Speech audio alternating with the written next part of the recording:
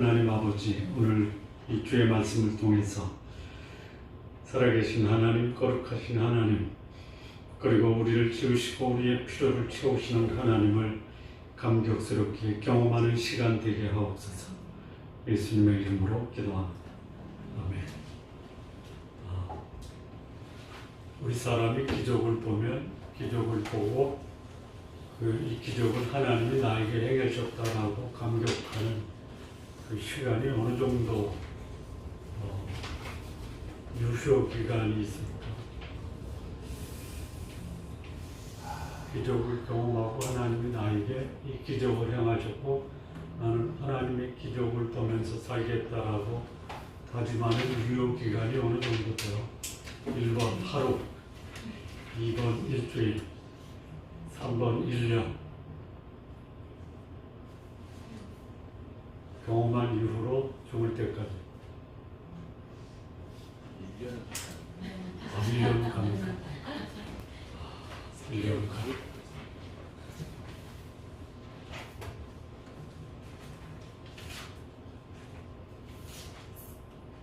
뭐 길게는 1년 갈 수 있겠죠. 어떤 분은 죽을 때까지 갈 수도 있고요. 어떤 사람은 하루 정도 가는 사람이 있어요. 이 본문에 나오는 유대인들은 예수님이 하나님이다라는 사실을 5,000명이 먹고 나서 예수님은 하나님이고 그 하나님은 나에게 평생 먹을 것을 공급하신다. 나는 예수님은 생명의 떡으로 모시고 살겠다라고 한 그 기간이 며칠이에요? 하루도 아니에요. 하루도 아니에요. 먹고 배부른 거 밖에는 기억이 안 나요. 이 성경에 기록되어 있는 그야말로 하나님의 위대하심을 드러낸 표적들이 굉장히 많죠. 네. 하나님이 어떤 분이신가를 보여준 표적도 많죠. 대표적인 거 몇 가지만 소개하면요. 죄를 지은 인간을 하나님이 결코 용서할 수 없고 심판하신다라는 엄청난 우주적인 하나님의 심판이 전개된 게 노아의 홍수 심판이죠. 살아남은 사람이 8이에요. 근데 하나님의 위대하심과 공의로우심을 경험한 노아의 가족들은 그 이후 본인과 그의 후손들에게 하나님의 공의로우심과 위대하심을 증거하고 본인은 하나님 앞에 거룩하게 살았습니까? 네? 자기 목전에서 하늘에서 불이 내려 그야말로 재물을 태우고 물을 핥았는데 그것을 목격한 이스라엘 왕 아합이 하나님 앞에 두려워하고 이제는 바알과 아세라를 파괴하고 하나님만 섬기겠다라고 다짐합니까? 해요.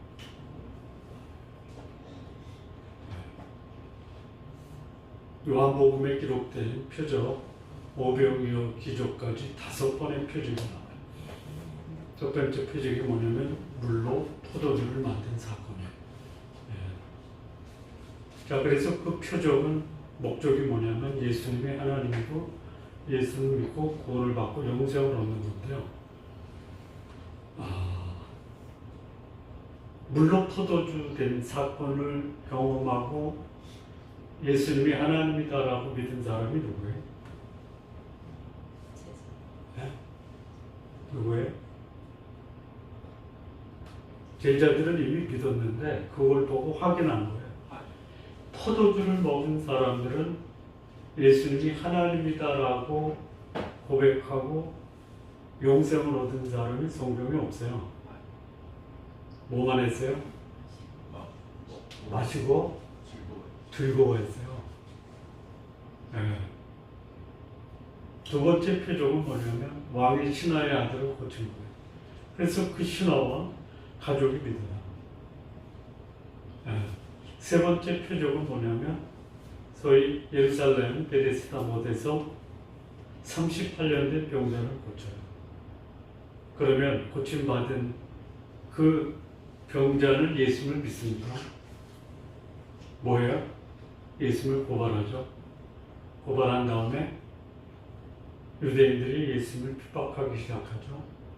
예수님이 그들에게 내가 하나님과 같다. 하나님이 아버지가 이러니까 나도 이란다 해서 하나님과 동등됨을 얘기하니까 그때부터는 어떻게 죽이려고 해요. 하나님의 표적을 보면 표적을 행한 예수님이 하나님이다라고 믿을 것을 기대하지 마십시오. 그럴 수도 있고 안 그럴 수도 있어요. 네 번째 표적이 뭐냐? 오병이어의 기적이에요. 오병이어의 기적. 그들이 표적을 본 거예요? 먹고 배부른 거예요? 유대인들이. 갈릴리 사람들이 먹고 배불렀어요. 그것만 기억하는 거예요. 다섯 번째 표적은 온전히 제자들을 위한 표적이죠.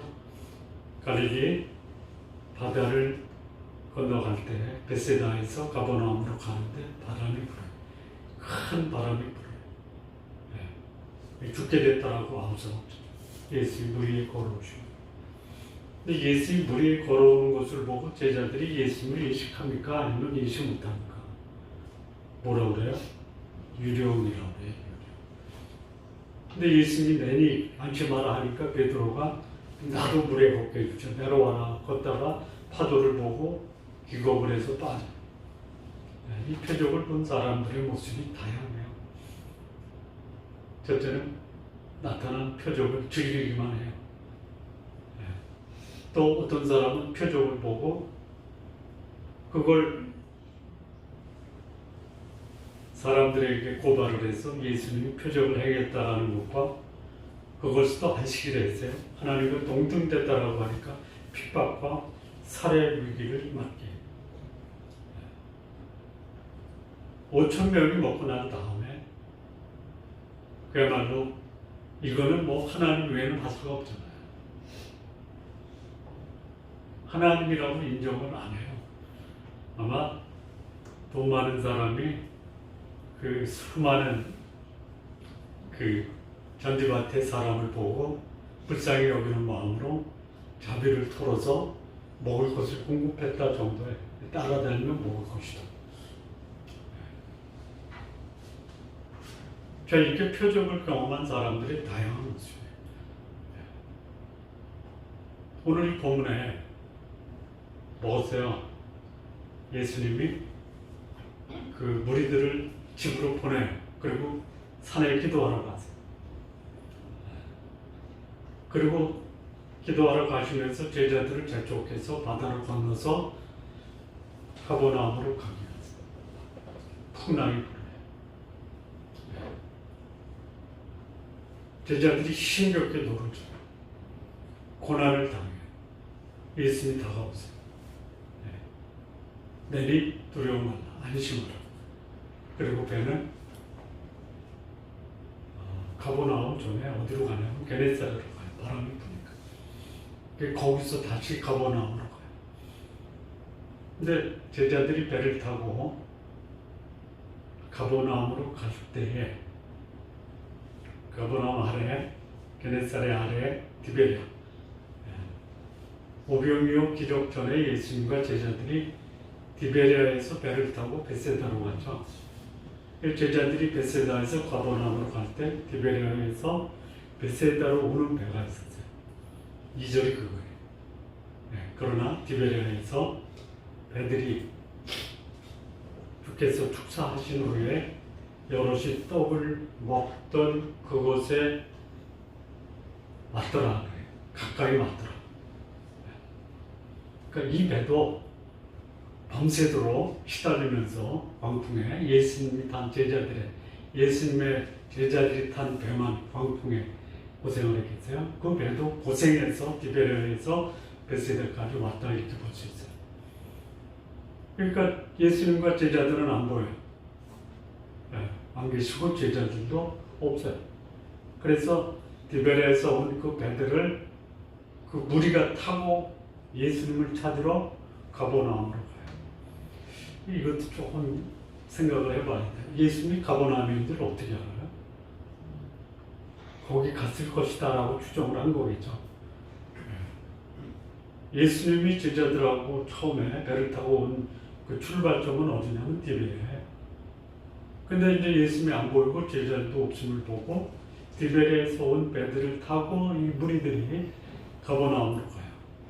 갔어요. 바다 건너편에 가서 보니까 예수님이 거기 있어요. 만나요. 만나서 뭐라고 하냐? 라비요. 언제 여기 오셨습니까? 이거를 보면은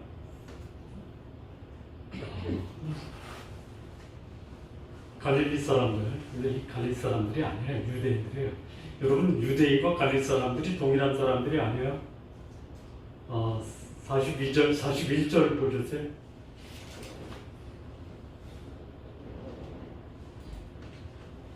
유대인이죠? 네. 5,000명 중에 대부분은 누구예요? 여러 고을에서 왔어요. 갈릴리 여러 고을에서. 갈릴리 사람들이에요. 여기 유대인들이 언제부터 예수님을 추적하기 시작해요? 예? 언제냐면 2년차 6월절 안식일에 38년 된 병자를 고친 이후에 유대인들이 예수님을 핍박하기 시작하고 죽이려는 기회를 보는 사람들이 유대인. 그때부터. 공생의 1년 후에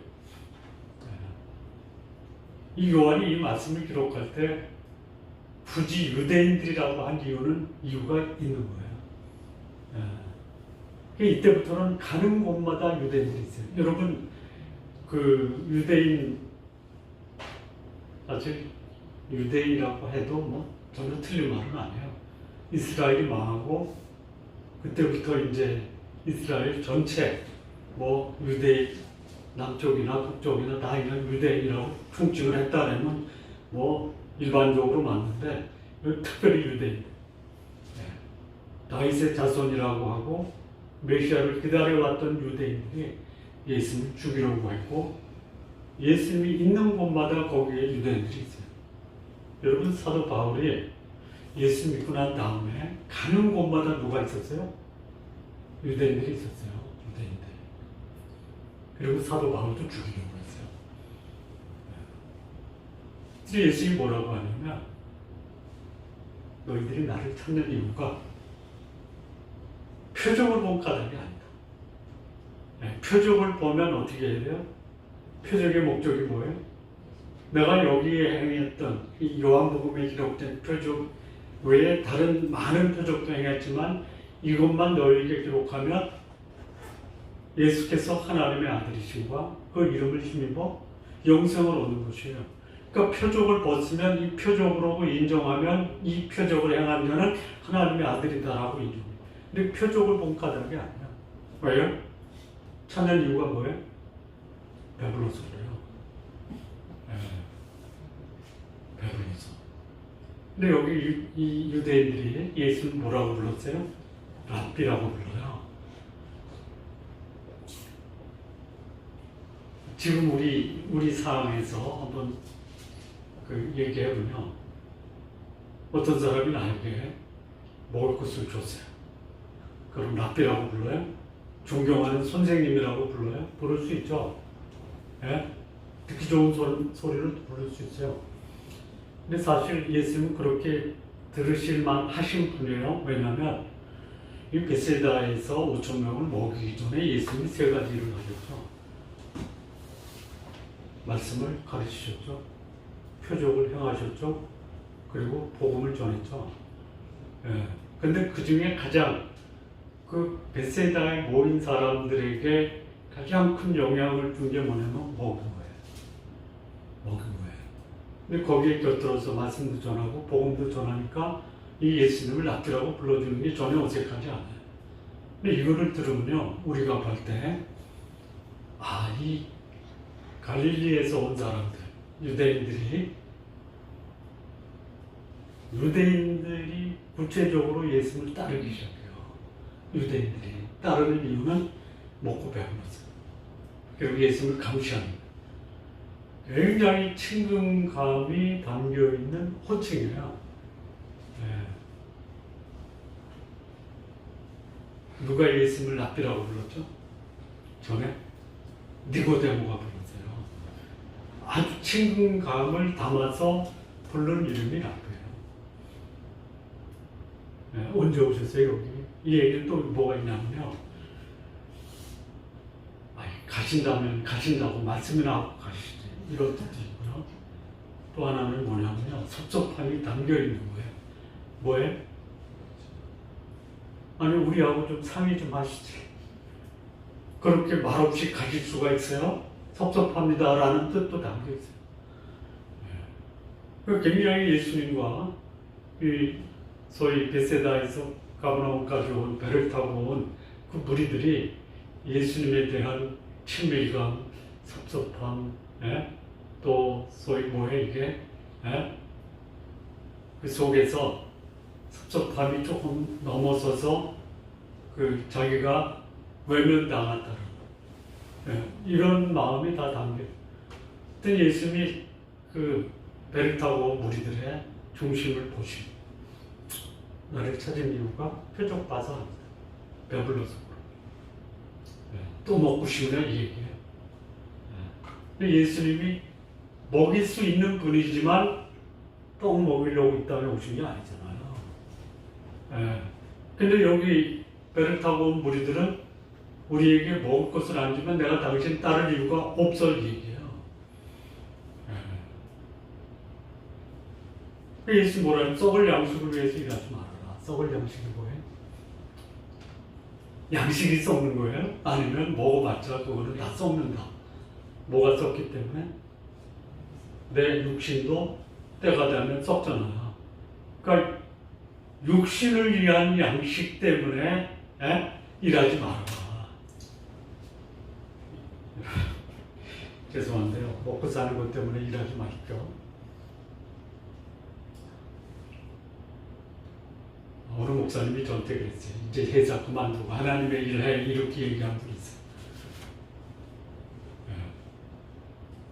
일하십시오. 그런데 문제는 뭐냐? 썩을 양식이 내가 일하는 목적이 최고의 목적은 되지 말았죠. 영생하도록 있는 양식을 위하여 하라. 이 영생하도록 있는 양식이 뭐냐? 생명의 양식이에요. 하늘로부터 내려온 것이에요. 예수 그리스도예요. 이 양식을 아들이 너희에게 주는 것이요.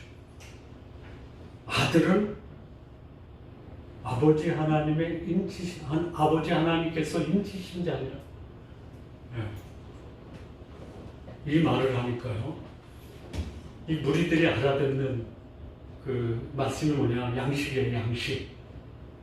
여기 썩을 양식이 있고 영생하는 양식이 있잖아요. 그랬더니 이 무리가 예수님께 여쭤봐요. 그들이 그때 어떻게 하여야 하나님의 일을 하는 겁니까? 굉장히 신앙적이고 종교적이고 경건한 질문이에요. 그렇죠? 근데 아니에요. 질문의 의도를 봐야 돼요. 여기서 이들이 어떻게 하여야 하나님의 일을 하오리까? 라고 질문하는 의도가 뭐예요? 먹고 배부르게. 그러니까 영생하는 양식, 영생에 이르는 양식이 영혼의 양식이에요? 육신의 양식이에요? 아니에요. 무리가 생각하는 영생에 이르는 양식은 뭐예요? 나중에 나와요. 이 무리가, 그러니까 예수님이 뭐라 하냐면 하나님이 보내신 자를 믿는 것이 하나님의 일이다 이렇게 얘기했죠. 예수님이 진리를 말해요. 그들은 하나님의 일을 하는데 무슨 양식을 위해서 하나님의 일을 하냐면 영생에 이르는 양식을 위해서 일을 한다고 하는데 그들이 말하는 영생에 이르는 양식을 위해서 일한다라는 말은 그야말로 영혼이 구원받는 죽은 영혼이 살아있는 영혼으로 변화되는 양식이 아니에요. 예수님은 그렇게 말씀하셨죠. 제자들은 뭘로 봤냐면 영생하는 양식은 뭘로 봤냐면요. 이렇게 얘기해요. 하나님이 보내신 자를 믿는 것이 하나님의 일이다라고 하니까 그 다음에 뭐라고요? 32절.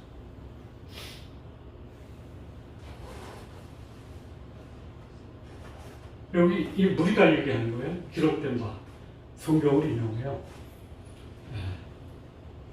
하늘에서 그들에게 떡을 주어 먹게 하였다 한 것 같이 우리 조상은 광야에서 만나를 먹었다. 여기 뭐예요? 광야에서 몇 년 먹었어요? 몇 년? 40년 먹었잖아요. 네? 40년. 그러니까 예수님이 영생하는 양식을 얘기할 때 갈릴리 사람들은 배를 타고 가버나움까지 찾아온 사람은 그 영생에 이르는 양식을 무엇으로 이해했을 수 있어요? 하루 먹어서 되는 양식은 표적도 아니다.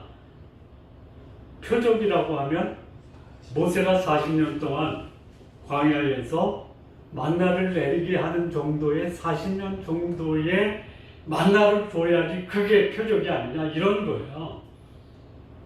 예? 여러분 하루 먹게 하신 분이 40년 먹게 할 수 있어요? 예? 홍해를 가른 분이 내 앞에 있는 풍랑이는 바다를 평안하게 안전하게 가라앉고 잔잔하게 목적지 가게 할 수 있어요? 유대인들은 이 갈릴리 사람들 사실 유대인이에요. 하루 5,000명 먹인 것 가지고는 양이 안 찬다. 그러니까 예수님이 썩을 양식 하루, 유대인들은 그게 하루. 네. 영생에 이르게 하는 양식 적어도 40년. 네. 여기 자기들이 얘기하는 거야. 적어도 먹게 하려면 기록된 것처럼 하늘에서 그들에게 떡을 주어 먹게 했는 것처럼 광야에서 만나를 먹은 것처럼 그 정도는 줘라 이거예요.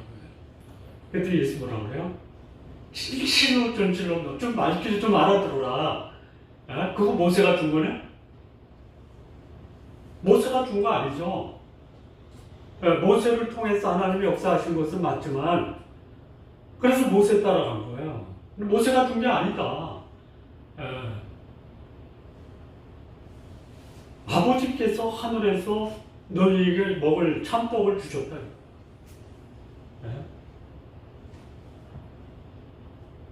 이 유대인들이 수천 년 동안 하나님을 믿어왔고 하나님을 아버지라 섬겼던 거야. 그래도 못 알아요. 이게 우리 같이 복음이 100년, 150년 되는데 우리 더 못 알아듣는데 그러니까 못 알아들어도 너무 그것 때문에 고민하지 마세요. 그 다음 볼까요? 여기서 이제 예수님이 하나님의 떡은 하늘에서 내려온 세상에 생명을 주는 것이다. 이 충격적 선언을 해요. 하나님의 떡은 세상에 생명을 주는 것이다. 하늘에서 그러니까 예수 말하는 떡, 이 무리들이 말하는 떡은요, 배부르는 떡이에요. 예수 말하는 떡은 하늘에서 내린 떡이고요, 세상에 생명을 주는 거예요. 무리들이 말하는 떡은 먹을 떡이에요, 배부를 떡이에요, 썩을 양식이에요. 배만 부르면 되는 거예요. 예수님이 말하는 떡은 하늘에서 오는, 우리 영혼이 하늘에서 왔어요. 그 영혼을 만족시키는 떡이고요, 배부른 떡이 아니라 생명을 영혼까지 연장시키는 떡이 하늘에서 내려온 생명의 떡. 그랬더니 이 유대인들이, 갈릴리 사람들이 뭐라냐면 그 떡을 좀 주십시오. 항상 주십시오. 이때 이 갈릴리 사람들, 무리들이 이 떡을 항상 우리에게 주소서 할 때 어떤 떡을 기대하고 그것을 요청한 거예요? 어떤 떡을 기대한 거예요? 항상 배부른 떡.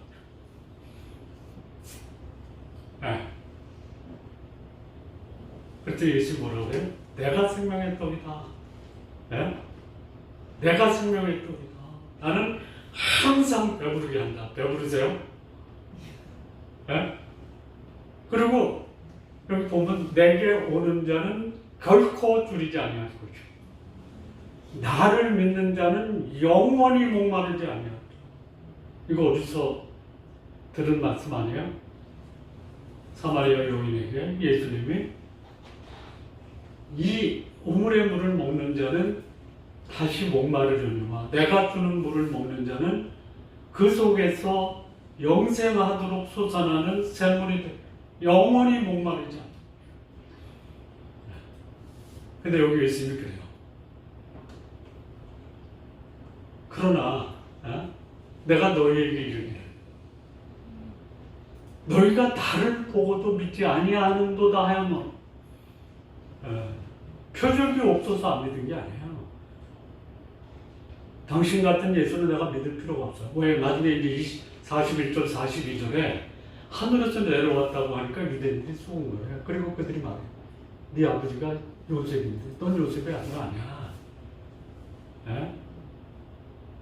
안 믿어요. 그때 예수님이 뭐라고 하냐면 내가 하늘에서 내려왔다. 다시 돌아가죠. 37절인가요?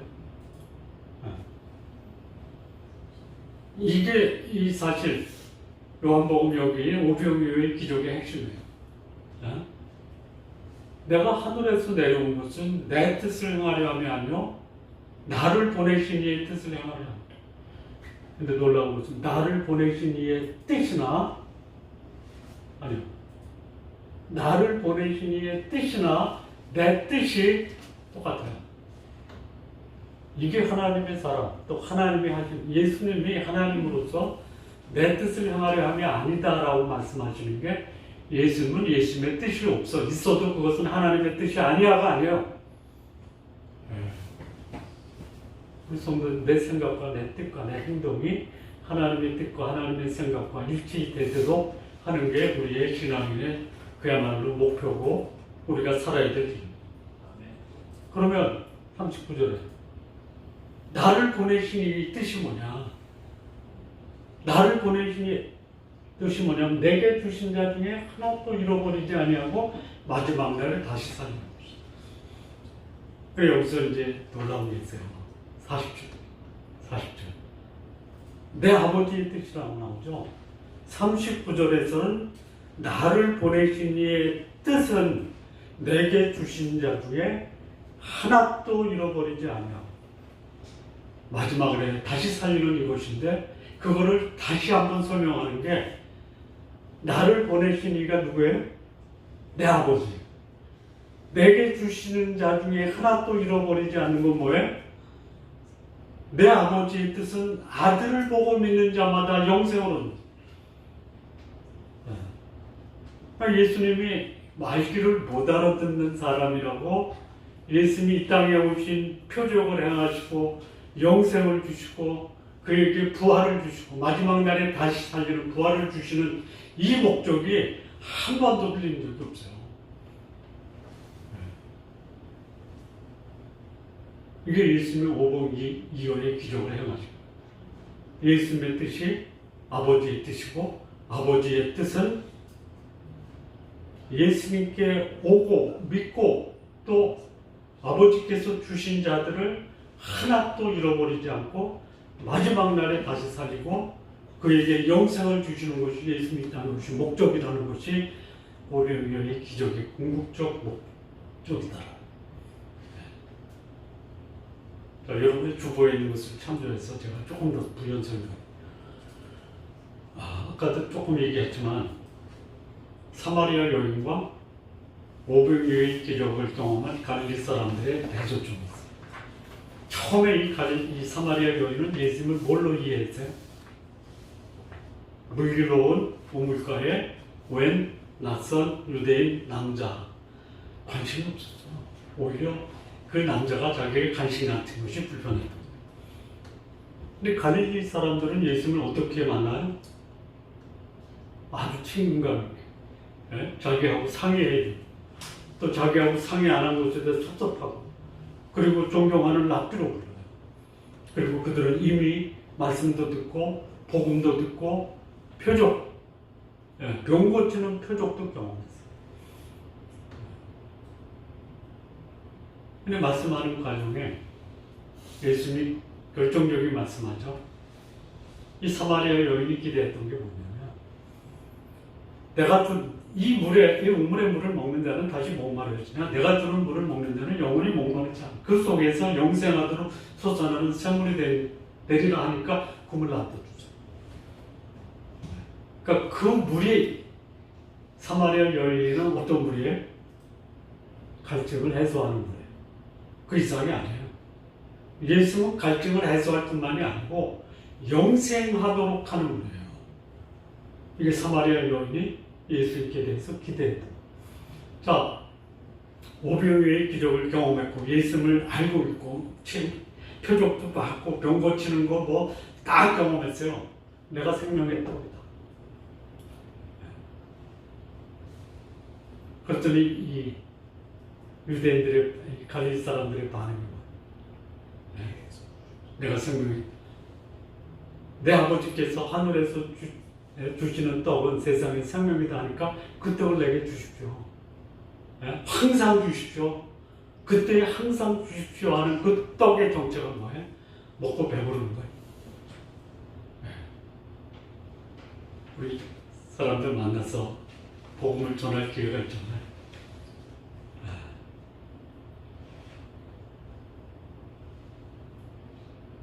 소위 구원에 대해서 관심을 갖는 사람을 만나는 건요, 기적 중에 기적입니다.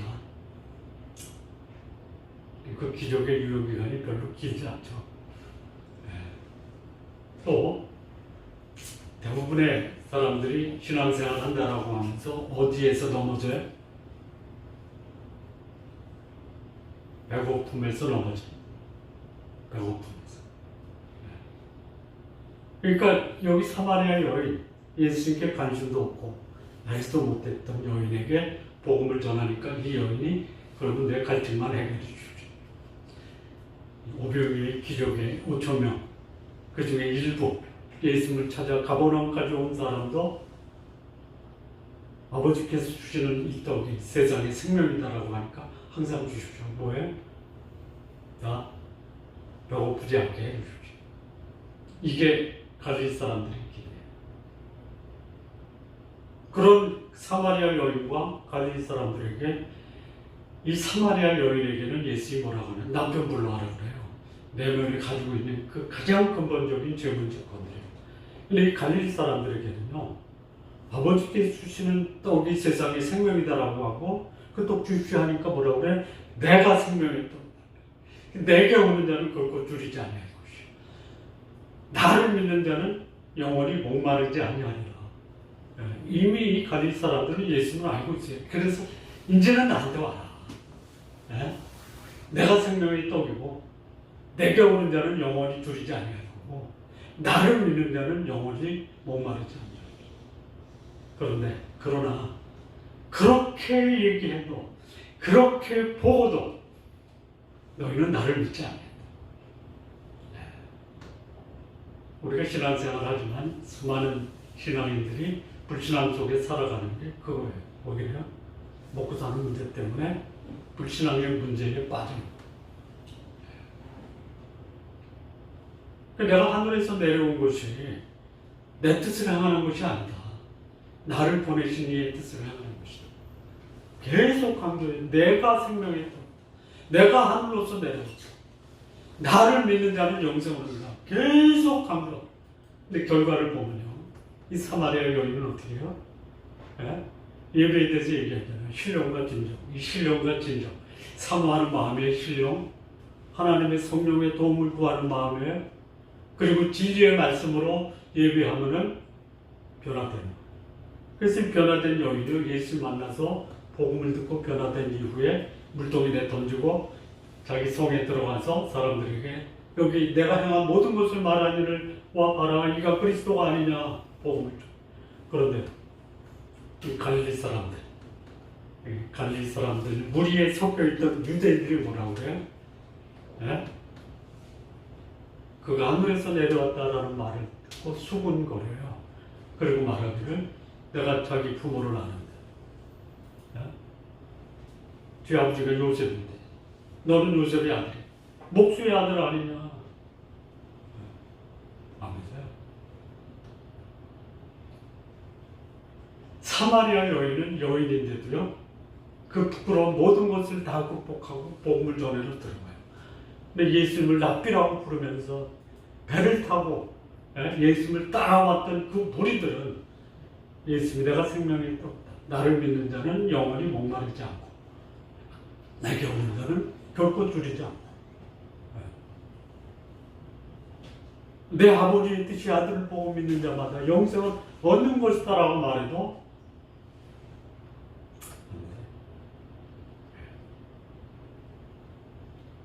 이게 그때 있었던 사건이지만 오늘날도 얼마든지 우리 신앙의 공동체 안에서 있을 수 있는, 오늘 예수님이 이 말씀에서 이 배를 타고 온 사람들에게 말씀 전한 핵심이 뭐냐? 내가 하늘에서 온 것은 내 뜻을 행하려 함이 아니요 나를 보내신 이의 뜻을 행하는데, 그게 뭐냐? 내가 곧 생명의 떡이다. 이 생명은요, 배부르는, 먹고 배불러서 활력을 찾는 게 아니에요. 내 영혼, 죽어있던 영혼이 살아나는 생명의 떡이에요. 이 생명의 떡, 육신의 활력이 아니고 영혼의 소생과 부활을 말합니다. 그리고 이 떡의 정체가 뭐예요? 하늘에서 내려. 예수를 믿는 사람은요, 무슨 고민을 해야 되느냐? 내 영혼의 고민이 없으면요, 예수님이 생명의 떡이라는 것에 대해서 관심이 없어요. 하나님의 생기가 내 안에 들어옴으로 내가 생명이 됐다라는 것을 인식하지 않으면 생명의 떡이신 예수님의 관심이 없어요. 그들의 관심은 오직 육체입니다. 그 생명의 떡의 의미는 하늘로서 내려온 떡만이 우리의 영혼을 살리는 영원한 생명의 떡이다. 여러분, 하늘에서 우리 요한복음 3장에서 니고데모에게 거듭나라라고 그랬죠. 거듭나다가 뭐예요? 기억나세요? 하늘에서 내려온 거예요. 거듭나다라는 게 하늘에서 내려온 거예요. 내 영혼이 하늘에서 내려왔다라는 것을 인식하고, 내가 하늘로부터 내려왔다라는 것을 회복하고자 하는 마음. 누가 시켜요? 예수님이 하셔요. 그리고 예수님이 아주 구체적으로 확실하게 내가 생명의 떡이다. 여러분, 예수님 모르는 사람이 예수를 믿게 하는 방법, 여기서 보는 게 뭐냐? 내 영혼이 육체로만 구성된 게 아니다. 영혼이 있다. 그런데 그 영혼이 하늘로부터 내려왔다. 이거 이해할 수 있도록 도우십니다. 그래서 내 영혼이 사는 방법은 육체적 양식을 먹음으로 배부르는 것으로 내 영혼이 만족할 수 없다. 영혼이 만족하려면 하늘로부터 내려온 영생의 말씀을 듣지 않고는 내가 내 영혼을 살릴 수 있는 길이 없다. 세 번째는 그 영혼을 살리는 양식은 예수 그리스도. 이것 전해요. 어떻게 생명의 양식을 내 것으로 만들 수 있느냐. 다시 요한복음 6장.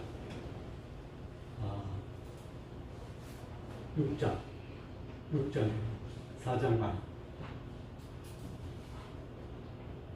한참 내려갔다. 아니요, 위로. 37절인가요? 예. 어떻게 이 생명의 양식을 얻습니까? 어떻게 해야 돼요? 내게 와야 돼. 나를 믿어야 돼.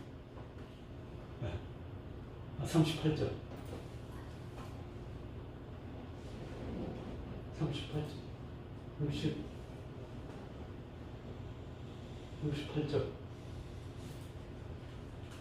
36절 못 가요. 아닌데? 제가 말씀을 보고 말씀드릴게요.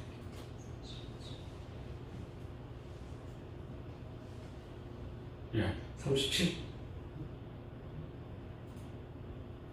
예, 35절입니다. 죄송합니다. 내가 생명의 떡이지 내게 오는 자, 누가 이것을 먹을 수 있느냐? 누가 이 영생을 얻을 수 있느냐? 와야 돼요. 예, 그 다음에 믿어야 돼요. 하나 더 보면요. 37절은 아까 내게 주시는 자, 여기서 내가 왔잖아요. 내가 믿잖아요. 누가 믿어요? 아버지께서 내게 주시는 자예요. 이게 놀라운 비밀이에요. 누가 믿었어요? 누가 믿었어요? 내가 믿었어요.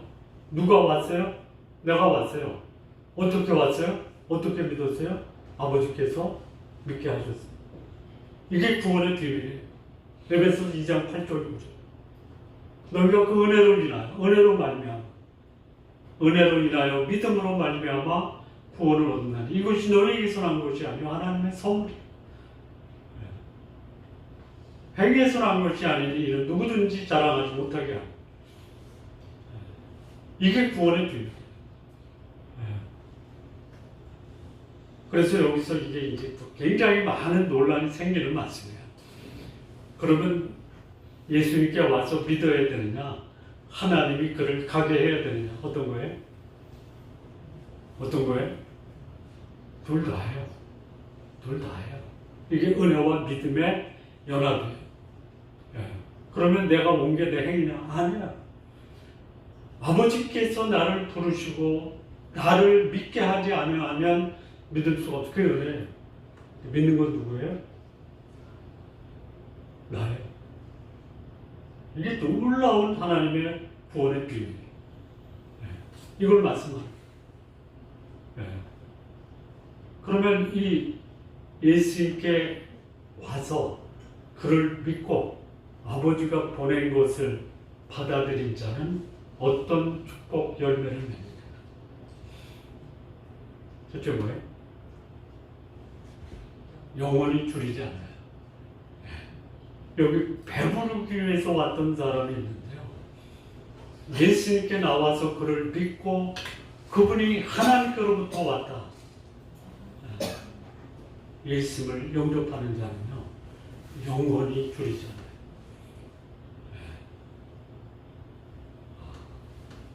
내가 감격스러운 경험을 하면 안 먹어도 배부르죠. 네. 두 끼까지 안 먹으면 배고프죠. 한 끼만 굶고요. 두 번째부터는 드세요. 그런데요, 내 영혼의 양식은 예수님께 나와 그를 믿음으로 하나님의 은혜를 받아들인 자는 영원히 줄이지 않아요. 영원. 뿐만 아니에요. 그를 믿는 자는 뭐라 그랬죠? 영원히 목마르지 않아요. 소위 먹는 문제, 갈증의 문제, 이게 다 해소. 뿐만 아니에요. 결코 내어주지 않아요. 하나님이 그 앞에 와서 그를 믿고 그를 하나님이라고 영접하는 자는 결단코 내어주지. 영원히 멸망하지 않아요. 영생을 주시고. 이 삶을 우리 성도님들 오늘 하루가 아니라 말씀 듣고 감격하실 때에 벅차오르는 감격을 하루가 아닌 영원히 내 영혼과 그리고 내 필요를 채우시는 그 하나님의 공급하심을 살아있는 동안 경험하셨으면 좋겠어요. 오늘 이 본문이 우리에게 주는 메시지는 당시의 그 갈릴리 사람뿐만이 아니라 이 시대를 살고 앞으로 오는 영원한 하나님의 마지막 순간까지 이 말씀은 우리에게 큰 도전과 울림이 되는 귀한 메시지. 이 메시지가 여러분들에게 큰 감격으로 여러분의 삶에 도움이 되기를 진심으로 바랍니다. 기도하시겠습니다. 하나님 아버지 감사합니다. 우리 주님께서 생명의 떡이며 영원히 줄이지 않을 뿐 아니라 영원히 목마르지 않는 영원한 생명의 떡이고 영원한 생명의 물이 되신 것, 우리의 삶에 사는 날 동안 날마다 경험할 수 있도록 인도하여 주옵소서. 예수님의 이름으로 기도합니다. 아멘.